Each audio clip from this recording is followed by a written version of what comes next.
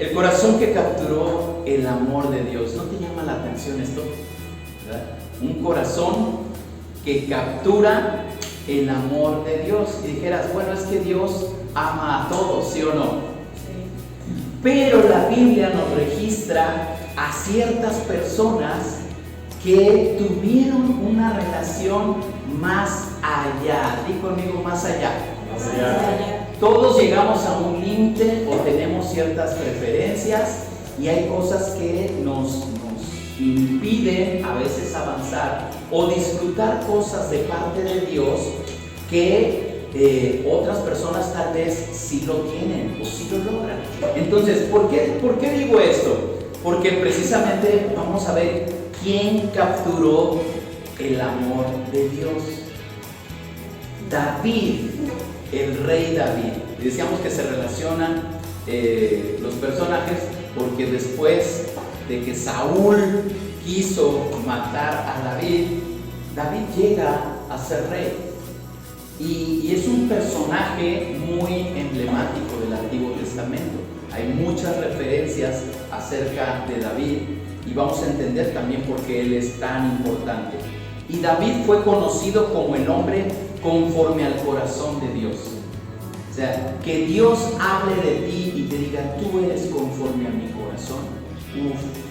Yo creo que sería el halago más bello, más grande que pudiéramos recibir. Dios dijo esto acerca de David. La vida de David estaba llena de altibajos, triunfos y fracasos.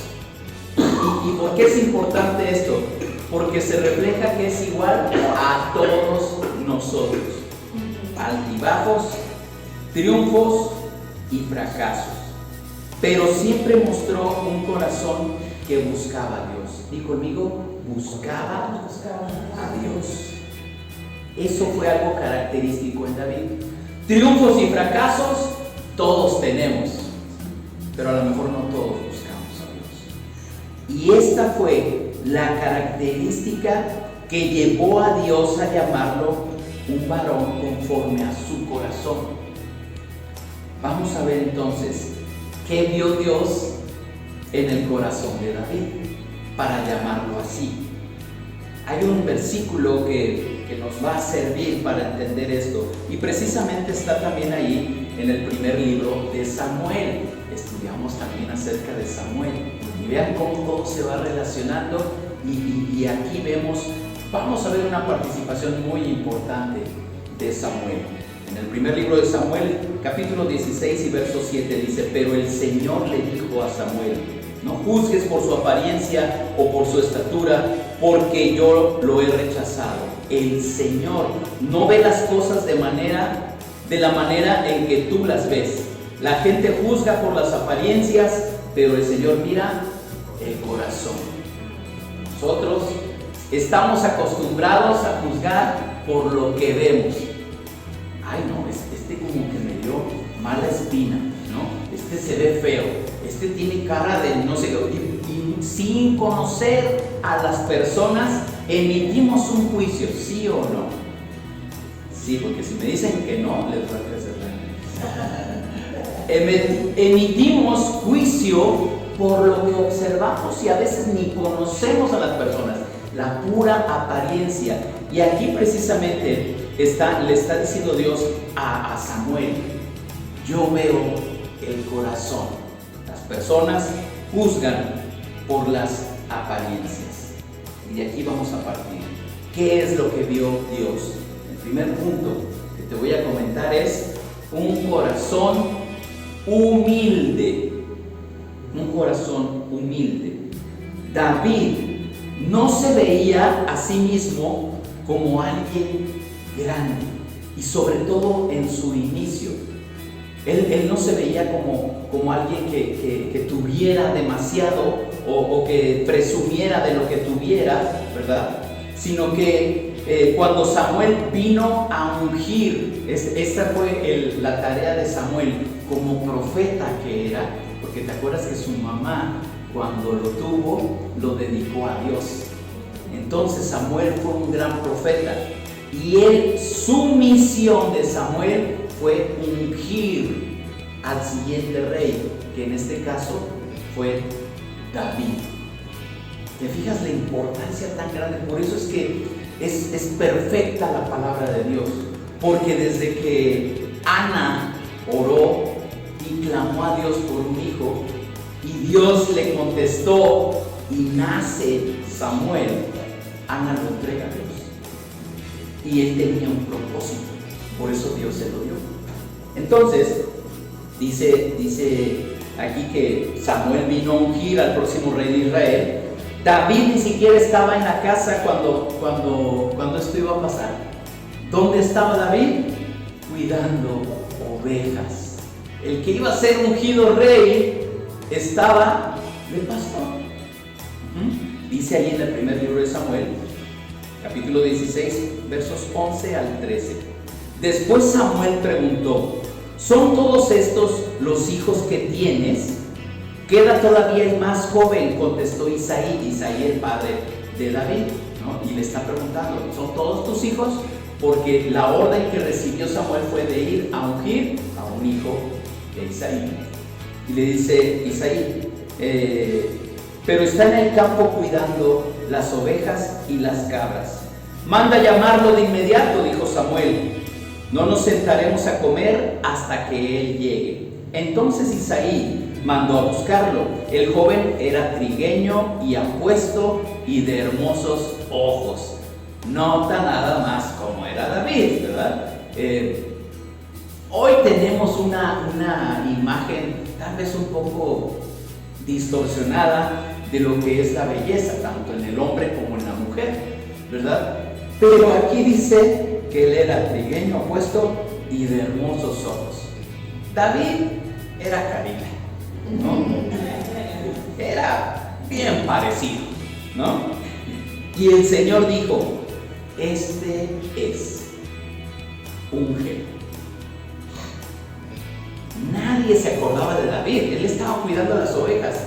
Y Samuel dijo: ¿no hay alguien más?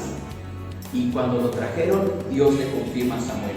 Verso 13: al estar David de pie entre sus hermanos, Samuel tomó el frasco de aceite de oliva que había traído y ungió a David con el aceite, y el Espíritu del Señor vino con gran poder sobre David a partir de ese día. Luego Samuel regresó a Ramá. Ungir a un rey era un acto profético de la presencia de Dios sobre ese rey, porque todos los reyes eran instituidos por Dios. Dios le estaba diciendo a Samuel: él es el que va a ser rey. Y entonces, otra de los simbolismos de la unción o del aceite precisamente es la presencia del Espíritu Santo. Y dice que desde el momento en que David fue ungido, el Espíritu Santo empezó a obrar con gran poder sobre la vida de David. Esto es algo hermoso. ¿Por qué? Recuerden, estamos hablando que David cometió errores, ¿verdad? Entonces, el acercarnos a Dios no significa que no cometamos errores, pero tenemos que buscar ese corazón humilde que él tenía, que es el de lo que estamos hablando. ¿Por qué? Porque él estaba cuidando ovejas, y después de que fue ungido rey, no dijo: no, yo seré el próximo rey. No, siguió cuidando ovejas hasta que llegara su tiempo, y pasó un buen tiempo todavía hasta que él se convirtiera en rey. Eso habla de humildad, y eso es lo que Dios vio en el corazón de David: un corazón humilde, un corazón que estaba dispuesto a dar. Muy bien, la humildad de David se muestra claramente en su disposición para realizar tareas humildes y serviciales, como lo es cuidar ovejas a su padre. A pesar de ser ungido rey, David continuó sirviendo y obedeciendo a su padre. Este corazón humilde fue fundamental para que Dios lo eligiera. Entonces, un corazón humilde. La humildad para nosotros debe de ser crucial en nuestra relación con Dios y con los demás. Debe de ser algo básico en nuestra vida. Dice ahí en Mateo 23:12: pero aquellos que se exaltan a sí mismos serán humillados, y los que se humillan a sí mismos serán exaltados. Estas son palabras de Jesús. Entonces habla de una humildad, de estar con los pies en la tierra, sabiendo que el que es más grande es Dios, no nosotros. Debemos buscar la humildad en nuestras vidas, reconociendo que todo lo que tenemos viene de Dios. A veces nuestros logros nos llevan a decir: qué bueno soy, por eso tengo esto, porque mi trabajo me ha costado. Y entonces ahí la humildad como que queda un poquito de lado, ¿no? O sea, como que ya no se ve uno tan humilde. Recordar que la humildad es darle la gloria a Dios y no a nosotros mismos.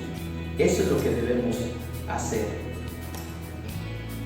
Debemos buscar la humildad en nuestras vidas, reconociendo todo lo que tenemos viene de Él. La verdadera humildad nos lleva a servir a los demás y a reconocer nuestra dependencia de Dios. Un corazón humilde. La segunda cosa que vio Dios en el corazón de David fue un corazón de fe y confianza en Dios. Desde joven, David demostró una gran fe y confianza en Él cuando enfrentó a Goliat. Les he compartido también ya en otra ocasión de esto que hizo David, siendo él muy joven, un muchacho con aproximadamente 17 años, jovencito, y enfrentar a Goliat no fue algo fácil. Él no confió en su propia fuerza, sino en la fuerza de Dios.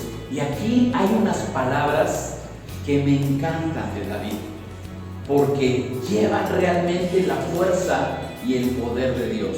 Ahorita no vamos a leer todo el pasaje de qué fue todo lo que estuvo ahí en ese como estira y afloja con los filisteos, de decir y cómo amedrentaban al ejército de Israel. Pero fíjate lo que dice David cuando llega. David no era parte del ejército, él les iba a llevar comida a sus hermanos. Isaí les dijo: llévale unas tortas a tus hermanos porque ellos están en la guerra. Pero cuando vio lo que estaba pasando, Dios puso algo en el corazón de David. Dios puso algo en el corazón de David. Y dice ahí en el primer libro de Samuel, capítulo 17 y verso 37: el mismo Señor que me rescató de las garras del león y del oso, me rescatará de este filisteo. Él se estaba refiriendo a Goliat. Así que Saúl por fin accedió. Está bien, adelante, y que el Señor esté contigo. Porque David está diciendo: anda Saúl, déjame, yo peleo contra él, yo me lo he hecho. Y como lo veían joven, es más, no, él no era del ejército, ¿verdad? Pero dijo: a ver, dice, si Dios me ha librado de las garras del oso y del león, pues me va a librar de este grandote, ¿no? Porque todo lo veía temible, medía casi 3 metros, ¿no? Imagínense enfrentarse a alguien así. Y lo que le dice acá en el verso 45 al 47, escuchen bien cómo se sentía David. Acuérdate que estamos hablando de un corazón de fe y confianza en Dios.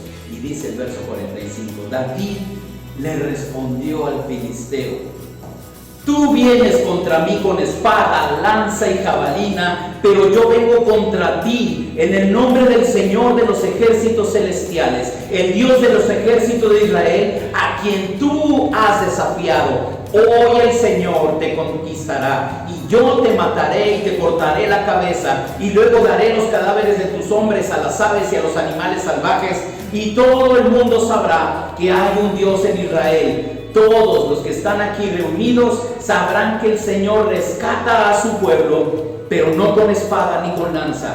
Esta es la batalla del Señor y los entregará a ustedes en nuestras manos. ¿Cuál miedo? ¿Cuál miedo? David sabía en quién confiaba y mató a Goliat. Lo mató.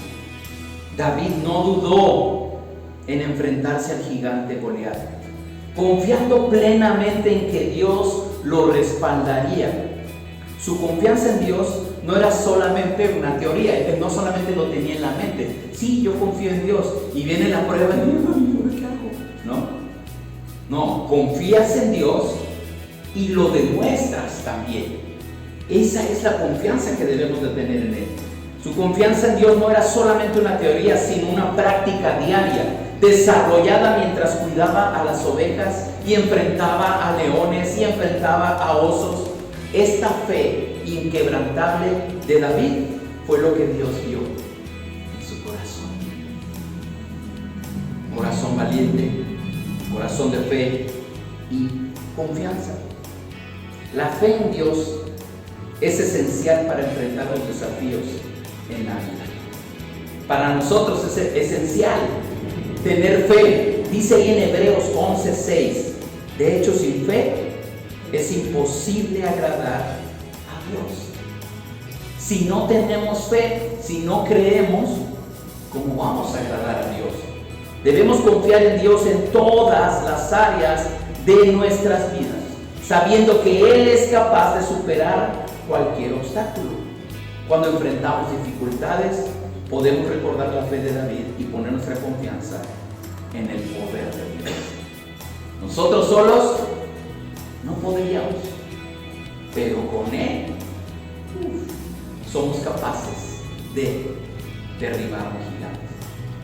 Eso es lo que hace el poder de Dios. ¿Qué otra cosa vio Dios en el corazón de David? Punto 3. Un corazón de arrepentimiento.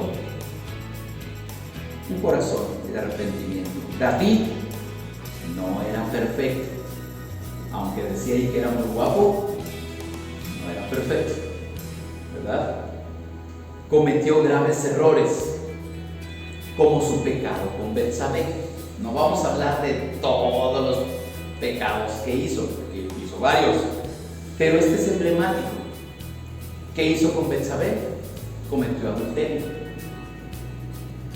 Cometió adulterio con Betsabé. Sin embargo, cuando fue confrontado de este asunto, de este y por todos sus pecados, pero fue confrontado por el profeta Natán, él, como muchos lo pudieron haber hecho, no mostró un corazón arrepentido, no de orgullo. ¿Qué sucede cuando alguien te puede señalar una falta? Sobre todo, ¿verdad? Cuando es un pecado. No, y hasta nos causa molestia. Yo no soy así, ¿verdad? El profeta Natán lo confronta y él demuestra un corazón arrepentido. Salmo 51, versos 1 al 4, dice, aquí David plasma realmente vacía delante de Dios su corazón en arrepentimiento. Y es lo que encontramos en el Salmo 51. Dice, ten misericordia de mí, oh Dios, debido a tu amor inagotable, a causa de tu gran compasión, borra la mancha de mis pecados. Lávame de la culpa hasta que quede limpio y purifícame de mis pecados, pues reconozco mis rebeliones, día y noche me persiguen. Contra ti y solo contra ti he pecado.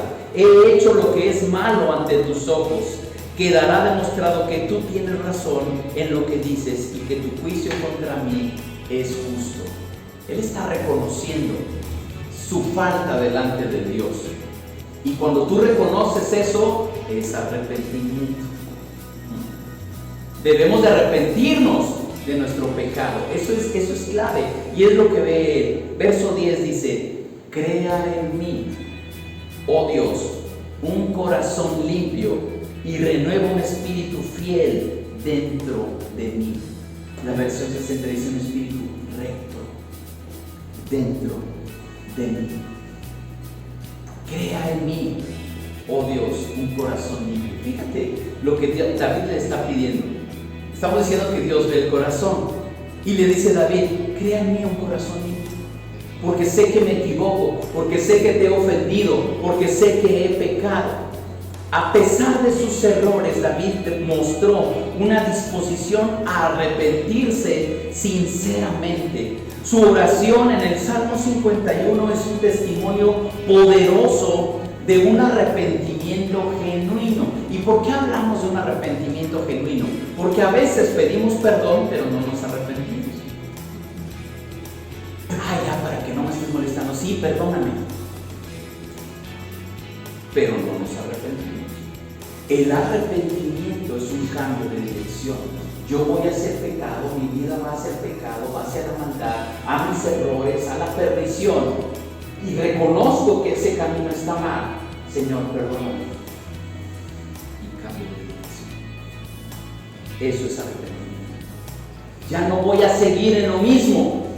Voy a cambiar de vida. Entonces aquí debemos de buscar un corazón arrepentido. Él demostró esa disposición al arrepentirse sinceramente. Un arrepentimiento genuino. Para muchos, el adulterio es grave. ¿Sí? ¿Qué tan grave? Muchísimo. Sí. O sea, sí es una falta grave. ¿Y qué pasa en los matrimonios cuando se adulteran? Lo normal que pasa. Hasta ahí llega. ¿Verdad? ¿Y sabes por qué se rompe? Porque no hay arrepentimiento. Porque así como Dios ve lo que hay en nuestro corazón, así nosotros deberíamos de perdonar. Ya sé que me van a decir, no, espérame, sí, porque tú no fuiste el engañado, o porque a ti no te han puesto los cuernos, o porque no. Todas esas cosas que el mundo te dice, ¿sí o no? Pero cuando hay arrepentimiento, Dios perdona, Dios restaura, Dios levanta si hay un arrepentimiento genuino. Entonces, sí se puede salvar un matrimonio, aunque haya ese tipo de faltas. Pero ese es otro tema que algún día hablaremos. Entonces, él mostró un arrepentimiento genuino y su deseo de restaurar, esa es la clave, su relación con Dios. Dios vio su arrepentimiento, pero no solamente se quedó en ese arrepentimiento, sino cómo iba a restaurar esa relación con Dios.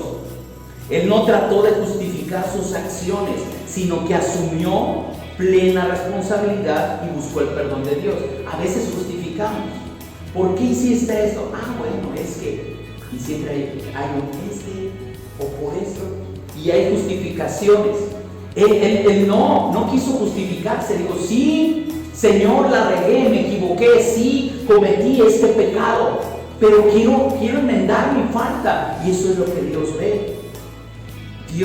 Él asumió esa responsabilidad y buscó el perdón de Dios. Ahora, todos pecamos. No tenemos que juzgar a las personas. Todos pecamos. Dios busca un corazón arrepentido. Eso es lo que necesitamos hacer. Y si la persona se arrepiente, tiene entrada al reino de los cielos. Sí, oye, ese que adulteró, sí. Ese que asesinó, sí. Dios perdona. Primer carta de Juan, capítulo 1:9, lo dije hace un momento. Pero si confesamos nuestros pecados a Dios, Él es fiel y justo para perdonarnos nuestros pecados y limpiarnos de toda maldad. ¿Qué mejor justicia hay que la justicia de Dios? Y Él es fiel y justo para perdonarnos y limpiarnos de toda maldad. Debemos estar dispuestos a reconocer nuestros errores y buscar el perdón de Dios. Un corazón arrepentido es uno que reconoce su necesidad constante de la gracia de Dios y la misericordia de Dios. Señor, yo sin ti no puedo hacer nada. Señor, yo necesito tu gracia en mi vida. Señor, yo no puedo hacer las cosas por mí mismo. Te necesito, Señor.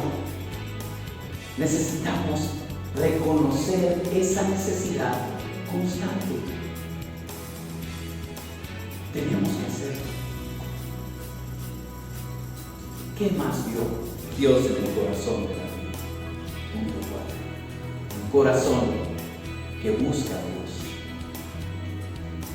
Lo he dicho en algunas ocasiones, que cuando hay problemas, muchas personas en lugar de acercarse a Dios, se alejan. ¿Por qué ya no ha venido? Es que tiene muchos problemas. ¿Por qué no ha venido? Es que hasta que resuelva sus problemas va a venir. Y hay personas que tienen ese pensamiento.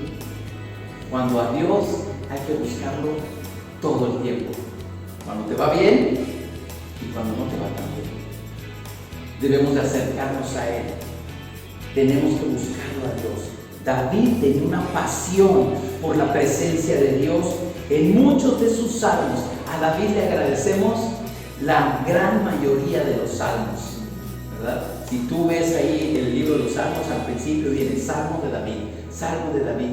David tiene cerca de 72, 73 salmos por ahí así, son de David. Hay otros autores, pero de 150, más o menos la mitad o un poquito más tal vez, sea de David. David era músico, David cantaba, todos los salmos son canciones, ¿verdad? Sí, sirven para tocar bailar arpa, ¿verdad? O sea, David realmente tenía un corazón que buscaba la presencia de Dios. En muchos salmos él expresa un profundo anhelo por Dios. Por ejemplo, hay un salmo hermoso que es el Salmo 63, y dice ahí en el Salmo 63:1: oh Dios, tú eres mi Dios, de todo corazón te busco, mi alma tiene sed de ti, todo mi cuerpo te anhela en esta tierra reseca y agotada donde no hay agua. Ahí está ese anhelo y esa pasión. Me encanta la poesía que luego encierran esas palabras. Somos capaces de decir algo así a Dios. Señor, yo te anhelo tanto, Señor, más que el aire que respiro. Oh Dios, te necesito tanto en mi vida. Dice el verso 8: me aferro a ti, tu fuerte mano derecha me mantiene seguro. La versión 60 dice: tu diestra de poder. Por eso me gustan las dos versiones, ¿verdad? En esta NTV queda un poco más claro, pero hay palabras que también se tienen que decir, como es tu diestra de poder. Me encanta esa expresión. Me sostiene. El brazo de poder, la mano de poder de Dios está sobre nosotros y tenemos que anhelar su presencia. David no solo buscaba a Dios en momentos de crisis, sino que no tenía un deseo constante de estar en la presencia de Dios. Su vida de adoración y su constante comunicación con Dios son ejemplos de un corazón verdaderamente dedicado a buscar a Dios. Esta búsqueda ferviente es lo que lo hizo un hombre conforme al corazón de Dios. ¿Tú crees que Dios no va a amar a alguien que lo busca constantemente, que lo anhela fervientemente? Por eso dijo Dios: este es un hombre conforme a mi corazón. Que tanto Él lo buscaba con esa pasión. ¿Nosotras qué debemos hacer? Debemos de cultivar, y cuando hablamos de cultivar es que nosotros necesitamos generarlo. Si no lo tenemos, necesitamos generarlo. ¿Pero de quién depende? De nosotros. Debemos cultivar un deseo genuino de buscar a Dios diariamente. Mateo 6:33 dice: busquen el reino de Dios por encima de todo lo demás y lleven una vida justa, y Él les dará todo lo que necesiten. Miren, déjenme decirlo así, ya está por conveniencia. Si no lo buscas por un deseo, hasta por conveniencia, porque dice que si tú buscas el reino de Dios por encima de todo lo demás y llevas una vida justa, Él te dará todo lo que necesitas. ¿Necesitas algo? Dios te lo puede dar. ¿Cuál sería la clave? Poner a Dios por encima de todo lo demás. Ay, es que ¿por qué me falta esto? ¿Por qué tengo esta necesidad? ¿En dónde tienes a Dios? Esa sería la respuesta. Por ahí podríamos empezar, porque hace un momento yo les comentaba, si Dios promete, si Él prometió estar en medio de nosotros, cuando le adoramos, cuando cantamos, Él lo cumple y Él está en medio de su pueblo. Y si Dios promete que no te va a faltar nada y que Él te va a dar todo lo que tú necesites, simplemente por buscarlo y por ponerlo en primer lugar, Él lo va a cumplir. Esa es la confianza. Tenemos que buscar a Dios en todo momento, no solamente cuando hay necesidad. Busquen el reino por encima de todo lo demás. Un corazón que busca a Dios es uno que encuentra su mayor satisfacción y propósito en la presencia de Dios. Esta frase me gustó mucho. Un corazón que busca a Dios, una persona que busca a Dios y que tiene un corazón enfocado en buscar la presencia de Dios, es uno que encuentra su mayor satisfacción y propósito en la presencia de Dios. Cuando adoramos, cuando nos reunimos, cuando cantamos, la presencia de Dios se manifiesta entre nosotros. Y para muchos debiera de ser eso lo más importante en ese momento, la presencia de Dios. Porque si estás cantando y estás pensando, ¿a dónde voy a ir a comer al terminar el servicio? Creo que no lavé mi ropa. Entonces pierdes de vista la presencia de Dios. Te sales de esa presencia, de esa unción, de ese poder que Dios está derramando entre nosotros. Por eso es importante cuando dice que Dios busca adoradores que le adoren en espíritu y en verdad. Esa es la clave. No hay cosas mágicas, ocultas, que no podamos nosotros realizar. Dios nos pone todo a nuestro alcance. Y tenemos que saber que la presencia de Dios es poderosa. Un corazón que busca a Dios es uno que encuentra su mayor satisfacción y propósito en la presencia de Dios. Concluyo. Dios vio en David un corazón humilde, lleno de fe, arrepentido, ansioso por buscarle, y aunque David no era perfecto, su corazón estaba orientado hacia Dios. Hoy, en este 2024, Dios sigue buscando corazones como Él. Hoy Dios sigue buscando corazones que crean en Él. Hoy Dios sigue anhelando decirle a cada uno de ustedes: tu corazón es conforme al mío, tu vida es conforme a mi corazón. Dios desea eso de parte de sus hijos. ¿Estás buscando tú tener un corazón que agrade de esa manera a Dios? Podemos aprender del ejemplo y pedirle a Dios que transforme nuestro corazón para que sea conforme al suyo. Nosotros lo sabemos. Aquí no hace falta hacer un test. Descubre si tu corazón es conforme al de Dios. Tú lo sabes. Tú lo sabes. Si es conforme al de Dios, tenemos que pedirle que nuestro corazón sea transformado. Que nuestro corazón sea transformado conforme al suyo. ¿Estás dispuesto a agradar a Dios? Dios quiere ver nuestro corazón, un corazón que le agrade en todos sentidos. Humildad, con fe, con arrepentimiento y con esas ganas de buscarle a Él. ¿Qué te parece si se lo pedimos?